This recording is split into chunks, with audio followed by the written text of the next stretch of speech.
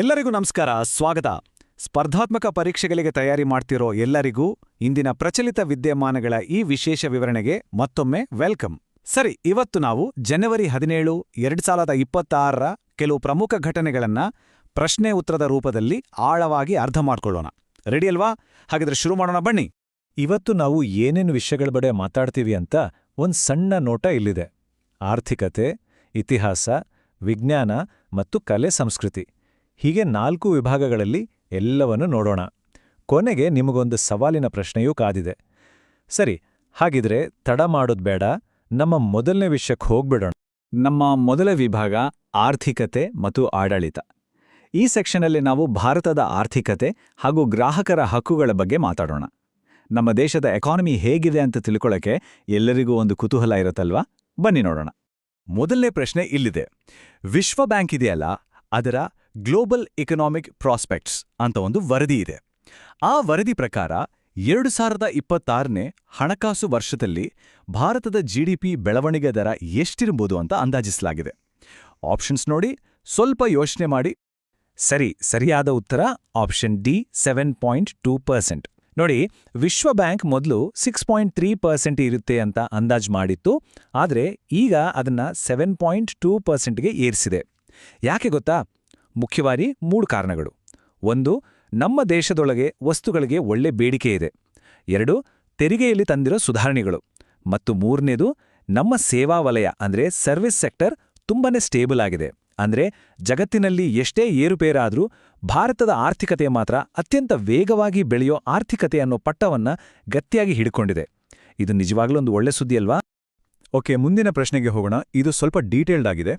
ಇಲ್ಲಿ ಕೇಂದ್ರೀಯ ಗ್ರಾಹಕ ಸಂರಕ್ಷಣಾ ಪ್ರಾಧಿಕಾರ ಅಂದ್ರೆ ಸಿಸಿಪಿಎ ಮತ್ತೆ ನಮ್ಮ ದೇಶದ ಗ್ರಾಹಕ ಸಂರಕ್ಷಣಾ ಕಾನೂನುಗಳ ಬಗ್ಗೆ 5 ಹೇಳಿಕೆಗಳನ್ನು ಕೊಟ್ಟಿದ್ದೇವೆ. ಈ ತರಹದ ಪ್ರಶ್ನೆಗಳು ಪರೀಕ್ಷೆಗಳಲ್ಲಿ ತುಂಬಾ ಕಾಮನ್.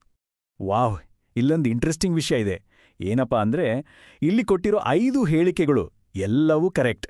ಹೌದು, ಎಲ್ಲವೂ ಸರಿಯಾಗಿದೆ. ಇದರಿಂದ ನಮ್ಗೆ ಏನು ಗೊತ್ತಾಗುತ್ತೆ ಅಂದ್ರೆ, ಭಾರತದಲ್ಲಿ ಗ್ರಾಹಕರ ಹಕ್ಕುಗಳು ವರ್ಷದಿಂದ ವರ್ಷಕ್ಕೆ ಎಷ್ಟು ಸ್ಟ್ರಾಂಗ್ ಆಗ್ತಾ ಬಂದಿದೆ ಅಂತ. ನೋಡಿ, ಅಮೆಜಾನ್, ಫ್ಲಿಪ್ಕಾರ್ಟ್ ಅಂತ ದೊಡ್ಡ ಕಂಪನಿಗಳು ಪರ್ಮಿಷನ್ ಇಲ್ದ ವಾಕಿ ಟಾಕಿ ಮಾರಿದಾಗ ಸಿಸಿಪಿಎಸ್ ಸುಮ್ಮನೆ ಬಿಡ್ಲಿಲ್ಲ, ಫೈನ್ ಹಾಕಿತು. ಅಂದ್ರೆ ಗ್ರಾಹಕರ ಹಿತ ಕಾಯೋಕೆ ಸರ್ಕಾರ ಎಷ್ಟು ಸೀರಿಯಸ್ ಆಗಿದೆ ಅಂತ ಅರ್ಥ ಆಗುತ್ತೆ. 1986ರಲ್ಲಿ ಮೊದಲ ಕಾನೂನು ಬಂತು. ಆಮೇಲೆ 2020ರಲ್ಲಿ ಹೊಸ ಕಾನೂನು ಪೂರ್ತಿಯಾಗಿ ಜಾರಿಗೆ ಬಂತು. ಒಟ್ನಲ್ಲಿ ಕನ್ಸ್ಯೂಮರಿಸ್ಟಿಂಗ್ ಅನ್ನೋ ಮಾತಿಗೆ ನಿಜವಾದ ಅರ್ಥ ಸಿಕ್ಕಿದೆ. ಪರೀಕ್ಷೆಗೆಂತ ಓದುವಾಗ ಈ ಪಾಯಿಂಟ್ಸ್ಗಳನ್ನ ಮರೆಯಲೇಬೇಡಿ. ಮೊದಲ ಗ್ರಾಹಕ ಸಂರಕ್ಷಣಾ ಕಾಯ್ದೆ ಬಂದಿದ್ದು 1986ರಲ್ಲಿ. ಹೊಸ ಕಾಯ್ದೆ ಬಂದಿದ್ದು 2019ರಲ್ಲಿ.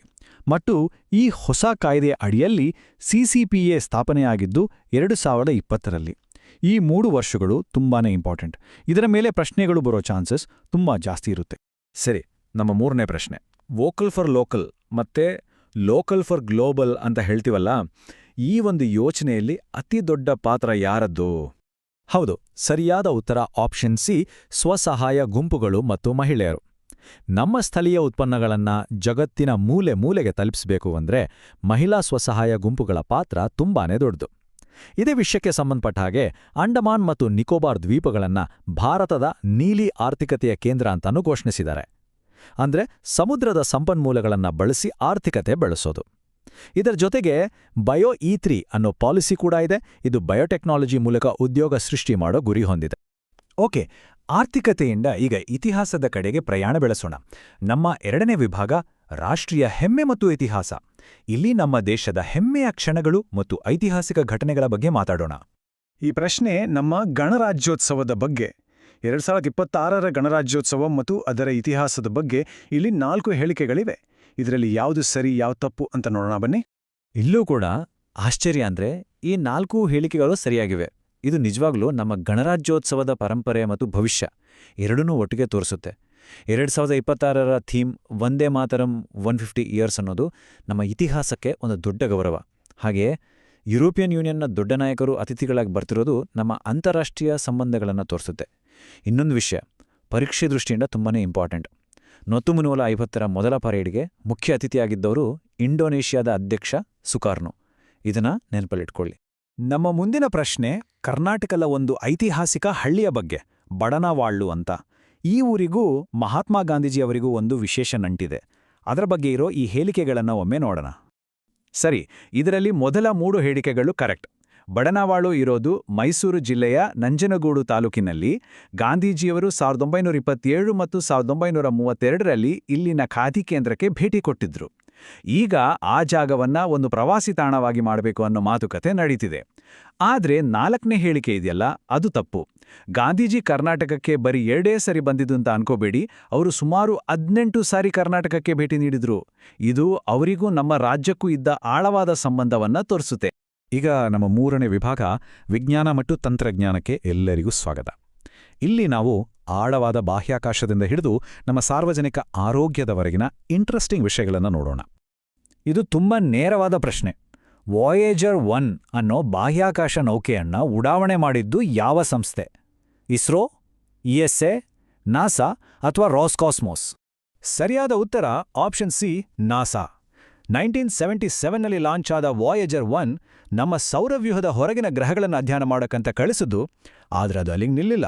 ಇದು ಅಂತರತಾರ ಬಾಹ್ಯಾಕಾಶವನ್ನ ಅಂದ್ರೆ ಇಂಟರ್ಸ್ಟೆಲಾರ್ ಸ್ಪೇಸ್ ಅನ್ನ ಪ್ರವೇಶಿಸಿದ ಮೊದಲ ಮಾನವ ನಿರ್ಮಿತ ವಸ್ತು. ಅಂದ್ರೆ ನಮ್ಮ ಸೂರ್ಯನ ಪ್ರಭಾವವನ್ನ ದಾಟಿ ನಕ್ಷತ್ರಗಳ ನಡುವಿನ ಜಾಗಕ್ಕೆ ಹೋಗಿದೆ. ಇವತ್ತು ಭೂಮಿಯಿಂದ ಅತಿ ದೂರದಲ್ಲಿರುವ ಮಾನವ ನಿರ್ಮಿತ ವಸ್ತು ಅಂದ್ರೆ ಅದು ವಾಯೇಜರ್ 1. ಮುಂದಿನ ಪ್ರಶ್ನೆ ನೋಡೋಣ. From earth to orbit exploring space together ಅಂತ ಒಂದು ವರ್ಚುವಲ್ ರಿಯಾಲಿಟಿ ಥಿಯೇಟರ್ ಮತ್ತು ಪ್ರದರ್ಶನ ಶುರುವಾಗಿದೆ. ಅದನ್ನ ಎಲ್ಲಿ ಉದ್ಘಾಟನೆ ಮಾಡಲಾಯಿತು? ಸರಿಯಾದ ಉತ್ತರ ಬಿ, ನವದೆಹಲಿಯ ರಾಷ್ಟ್ರೀಯ ವಿಜ್ಞಾನ ಕೇಂದ್ರ. ಇದರ ಉದ್ದೇಶ ಏನು ಅಂದ್ರೆ ವಿದ್ಯಾರ್ಥಿಗಳಿಗೆ ಬಾಹ್ಯಾಕಾಶದ ಬಗ್ಗೆ ಬರೀ ಪುಸ್ತಕದಲ್ಲಿ ಓದೋದು ಮಾತ್ರ ಅಲ್ಲ, ಅದನ್ನ ನೇರವಾಗಿ ಅನುಭವಿಸೋ ಹಾಗೆ ಮಾಡೋದು. ವರ್ಚುವಲ್ ರಿಯಾಲಿಟಿ ಅಂದ್ರೆ VR ಮೂಲಕ ವಿದ್ಯಾರ್ಥಿಗಳು ತಾವೇ ಗಗನಯಾತ್ರಿಯಾದ ಹಾಗೆ ಫೀಲ್ ಮಾಡಬಹುದು, ಬಾಹ್ಯಾಕಾಶದಲ್ಲಿ ತೇಲಾಡೋ ಅನುಭವವನ್ನ ಪಡಿಬಹುದು. ಈ ವಿಭಾಗದ ಕೊನೆಯ ಪ್ರಶ್ನೆ. ಬೀದಿ ನಾಯಿಗಳಿಗೆ ಬಾಯಿಯ ಮೂಲಕ ಕೊಡೋ ರೇಬೀಸ್ ಲಸಿಕೆ ಅಂದ್ರೆ ಓರಲ್ ರೇಬೀಸ್ ವ್ಯಾಕ್ಸಿನ್ನ ಮೊದಲ ಫೀಲ್ಡ್ ಟ್ರಯಲ್ ಭಾರತದ ಯಾವ ನಗರದಲ್ಲಿ ನಡೆತು? ಸರಿಯಾದ ಉತ್ತರ ಎ, ನಮ್ಮ ಬೆಂಗಳೂರು, ಕರ್ನಾಟಕ. ಬೀದಿ ನಾಯಿಗಳಿಂದ ಹರಡೋ ರೇಬೀಸ್ ರೋಗವನ್ನ ಕಂಟ್ರೋಲ್ ಮಾಡೋದು ದೊಡ್ಡ ಸವಾಲಿನ ಕೆಲಸ. ಈ ಬಾಯ ಮೂಲಕ ಕೊಡೋ ಲಸಿಕೆ ಒಂದು ಗೇಮ್ ಚೇಂಜರ್ ಅಂತಾನೆ ಹೇಳ್ಬೋದು. ಯಾಕಂದ್ರೆ ನಾಯಿಗಳನ್ನ ಕಷ್ಟಪಟ್ಟು ಹಿಡಿಯೋ ಬದಲು ಸುಲಭವಾಗಿ ಆಹಾರದ ಜೊತೆ ಈ ಲಸಿಕೆ ಕೊಡ್ಬೋದು. ಇದರಿಂದ ಸಾಮೂಹಿಕವಾಗಿ ಲಸಿಕೆ ಹಾಕೋದು ತುಂಬಾನೇ ಸುಲಭವಾಗುತ್ತೆ ಮತ್ತು ರೇಬೀಸ್ ರೋಗವನ್ನ ತಡೆಯೋಕೆ ಸಹಾಯ ಆಗುತ್ತೆ. ಬನ್ನಿ, ನಮ್ಮ ಕೊನೆಯ ವಿಭಾಗ ಕಲೆ ಮತ್ತು ಸಂಸ್ಕೃತಿಯ ಕಡೆಗೆ ಹೋಗೋಣ. ಇಲ್ಲಿ ಒಂದು ಸುಂದರವಾದ ಜಾನಪದ ನೃತ್ಯ ಮತ್ತು ವಿಶ್ವಪ್ರಸಿದ್ಧ ಸಿನಿಮಾ ಪ್ರಶಸ್ತಿಗಳ ಬಗ್ಗೆ ತಿಳಿದುಕೊಳ್ಳೋಣ. ಈ ಸ್ಲೈಡಲ್ಲಿ 2 ಪ್ರಮುಖ ವಿಷಯಗಳಿವೆ. ಮೊದಲನೆಯದು ಅಸ್ಸಾಂನ ಬೋಡೋ ಸಮುದಾಯದ ಪ್ರಸಿದ್ಧ ಸಾಂಸ್ಕೃತಿಕ ನೃತ್ಯ. ಅದರ ಹೆಸರು ಬಾಗೂರುಂಬ. ಇದು ಪ್ರಕೃತಿ ಮತ್ತು ಸಮುದಾಯದ ಜೀವನವನ್ನ ಬಿಂಬಿಸೋ ಒಂದು ಸುಂದರ ನೃತ್ಯ. ಇನ್ನು ಅಂತಾರಾಷ್ಟ್ರೀಯ ಸಿನಿಮಾ ಜಗತ್ತಿಗೆ ಬಂದ್ರೆ 2026ರ ಗೋಲ್ಡನ್ ಗ್ಲೋಬ್ಸ್ ಪ್ರಶಸ್ತಿಗಳ ಬಗ್ಗೆ ಮಾಹಿತಿ ಇದೆ. ಅತ್ಯುತ್ತಮ ಸಂಗೀತ ಅಥವಾ ಹಾಸ್ಯ ಚಲನಚಿತ್ರ ಪ್ರಶಸ್ತಿ ಒನ್ ಬ್ಯಾಟಲ್ ಆಫ್ಟರ್ ಅನದರ್ ಚಿತ್ರಕ್ಕೆ ಸಿಕ್ಕರೆ, ಅತ್ಯುತ್ತಮ ನಾಟಕ ಚಲನಚಿತ್ರ ಪ್ರಶಸ್ತಿ ಹ್ಯಾಮ್ನೆಟ್ ಚಿತ್ರಕ್ಕೆ ಸಿಕ್ಕಿದೆ. ಮತ್ತು ಈಗ ಇವತ್ತಿನ ನಮ್ಮ ಈ ವಿವರಣೆಯ ಕೊನೆಯಲ್ಲಿ ನಿಮಗೊಂದು ಸವಾಲಿನ ಪ್ರಶ್ನೆ. ಭಾರತ ಸರ್ಕಾರ ರೇಬೀಸ್ ರೋಗವನ್ನ ನಮ್ಮ ದೇಶದಿಂದ ಸಂಪೂರ್ಣವಾಗಿ ನಿರ್ಮೂಲನೆ ಮಾಡಬೇಕು ಅಂತ ಯಾವ ವರ್ಷವನ್ನ ಗುರಿಯಾಗಿ ಇಟ್ಕೊಂಡಿದೆ? ನಿಮಗೆ ಉತ್ತರ ಗೊತ್ತಿದ್ರೆ ಕೆಳಗೆ ಕಾಮೆಂಟ್ ಬಾಕ್ಸಲ್ಲಿ ಖಂಡಿತ ತಿಳಿಸಿ. ಇವತ್ತಿನ ಈ ಚರ್ಚೆ ನಿಮಗೆ ಉಪಯುಕ್ತವಾಗಿತ್ತು ಅಂತ ಭಾವಿಸ್ತೀವಿ. ಇದೇ ರೀತಿ ಇನ್ನಷ್ಟು ಪ್ರಚಲಿತ ವಿದ್ಯಮಾನಗಳ ವಿಶ್ಲೇಷಣೆಗಾಗಿ ನಮ್ಮ ಚಾನೆಲ್ಗೆ ಲೈಕ್ ಮಾಡಿ, ಶೇರ್ ಮಾಡಿ ಮತ್ತು ಸಬ್ಸ್ಕ್ರೈಬ್ ಮಾಡೋದನ್ನ ಮರಿಬೇಡಿ. ಮುಂದಿನ ವಿವರಣೆಯೊಂದಿಗೆ ಮತ್ತೆ ಸಿಗೋಣ. ಎಲ್ಲರಿಗೂ ಧನ್ಯವಾದಗಳು.